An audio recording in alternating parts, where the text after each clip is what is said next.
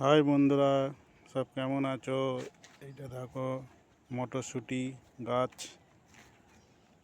মটরশুঁটি কড়াই গাছ। এইটা ক্ষেতটা, আর এগুলো ধান গাছের গোড়া। আর 15 দিন পর সব রোয়া হবে সব জমিগুলোতে।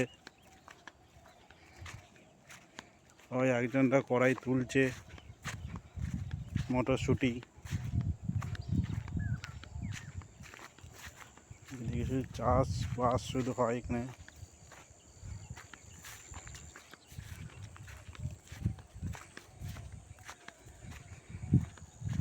দেখুন বন্ধুরা, সব কড়াই ধরেছে,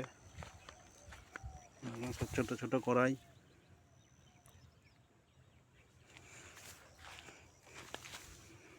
সব ধরেছে কড়াই।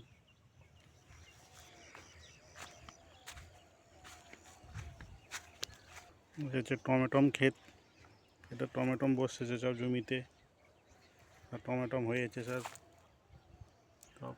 আর তার সাইডে বাঁধাকপি দিয়েছে।